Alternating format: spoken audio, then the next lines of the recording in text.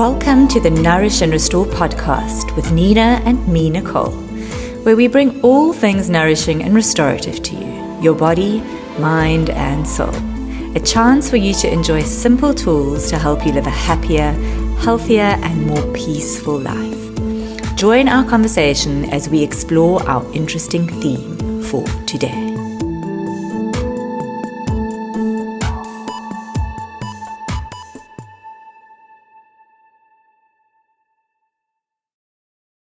Welcome everybody to our monthly chat for our theme of the month. This month we are entering into October, and our conversation today is going to be a little introduction on how to read the signs of the body. So before we get started, just welcoming my awesome partner, Nina Saacks. How's it, Nina? Hi, Nicole. I'm well, thank you. How are things with you? How's everything going in Austria? Yeah, all is good in Austria. Thank you. The sun is out today, which I'm still cherishing every moment of. But we are definitely experiencing cooler days. And you guys with spring and summer on the way must be very exciting.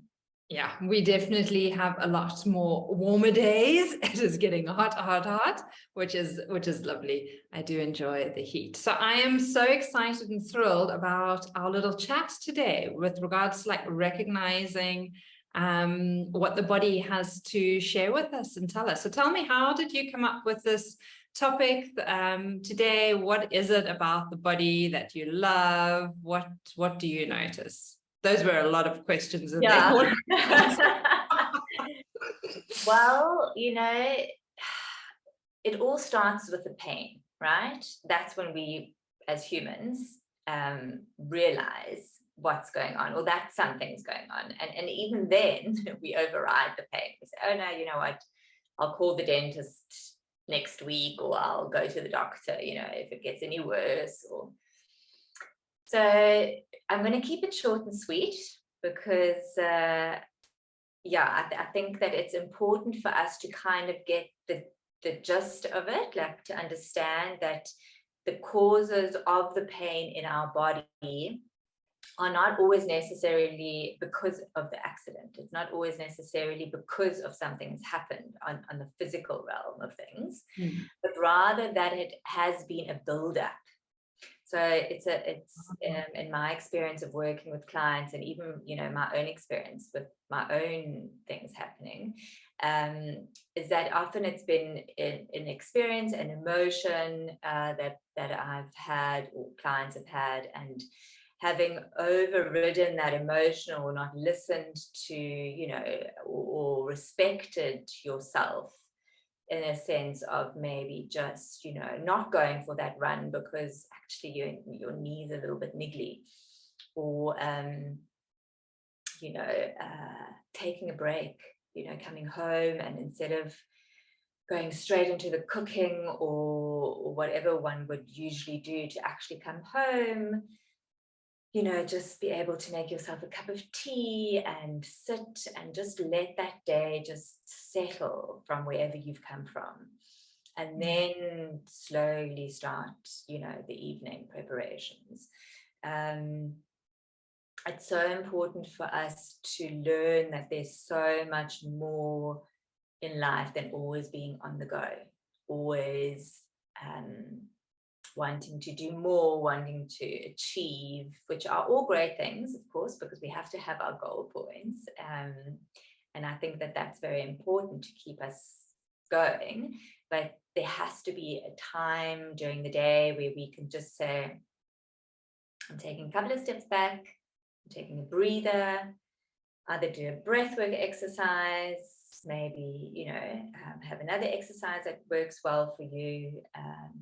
And just to pull in the reins a little bit, so that we can just check in with ourselves and see how we're feeling on all levels, emotionally, mentally, and physically. It sounds like it's including like punctuation into your day.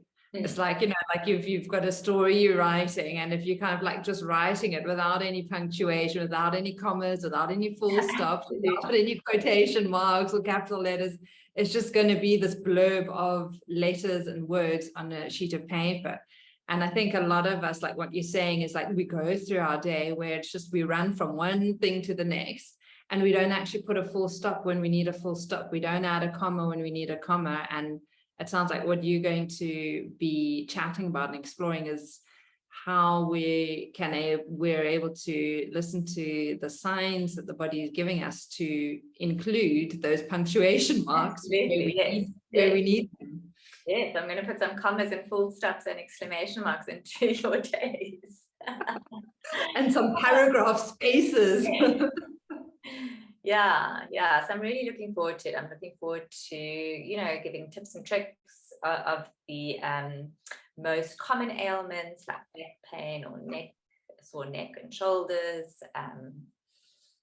And yeah, so I'm really looking forward to that coming up this month. And It's going to be fantastic. We'll see what happens. We'll see what happens. I know you've got lots in your toolbox. I know that, you know, when, like you're saying, like when there's a pain, when there's a niggle, there's so much that is hidden underneath all of that that needs to kind of like be explored and revealed. And they're not ever any just quick fixes, but I know you're going to have some really useful tools that you'll be able to share for people to start unearthing things, and then really, you know, give them the possibility and the empowerment to go dig deeper and look for support where the support is needed. Absolutely, you know, so definitely there are daily things that you can do to keep it at bay.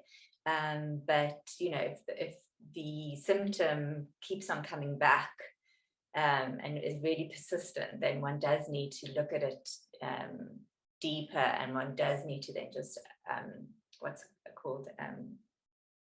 Just find support from the right people for the right, you know, like if you've got a problem with the tooth, you're going to go to a dentist. You know, you're not going to go to the ear doctor for a toothache. You're not going to go to the gynecologist if you've got a problem with your eyes. You're kind of like,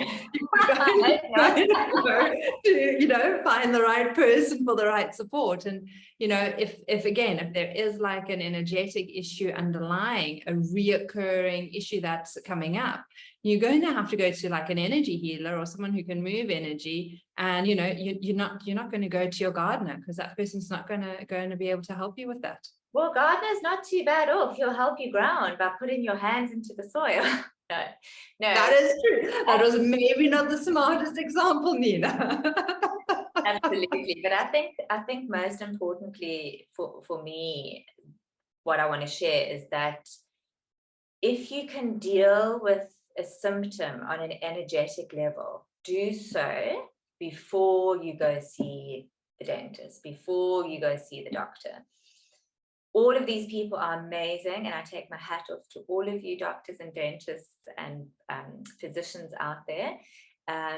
However, I very strongly feel from the way that I've been practicing and my experience is that a lot of the stuff that are things that are showing up in a physical form have resulted from an emotional blockage in the body.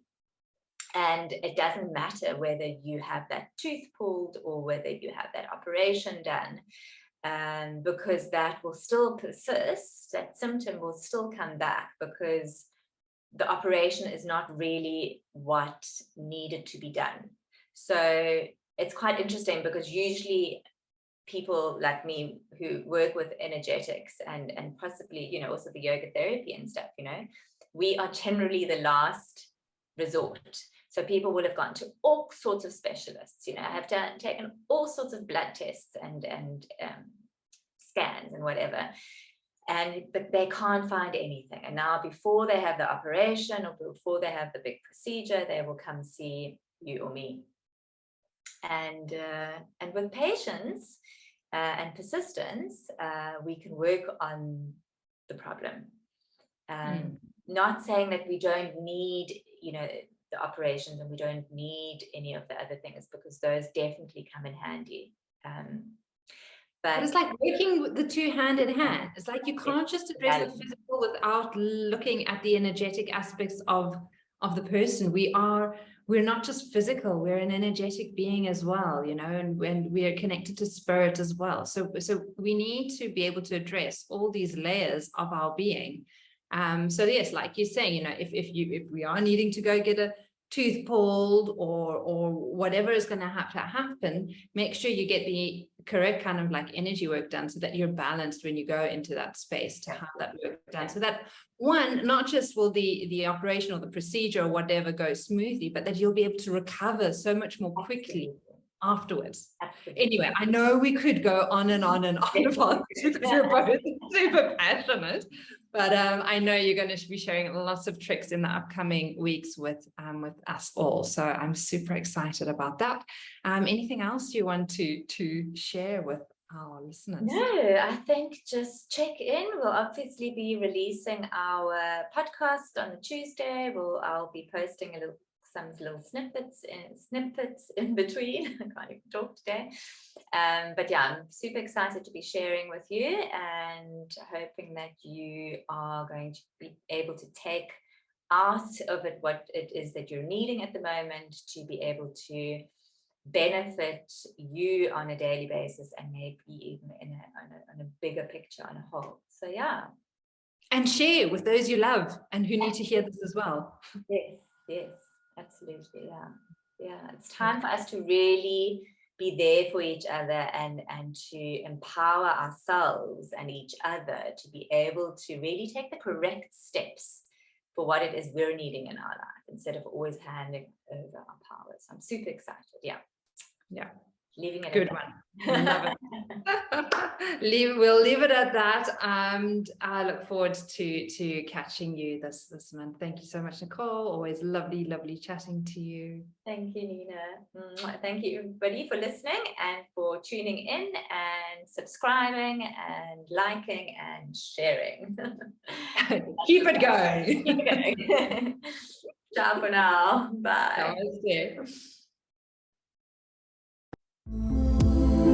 Thank you for listening to Nourish and Restore podcasts today. To find out more about Nourish and Restore, visit our website or Facebook page, nourishandrestore.yoga. For more information on working with Nina Saacks, visit www.yogaa.co.za.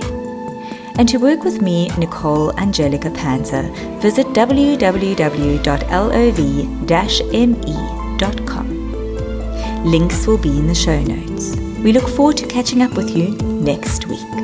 Namaste and have a nourishing day.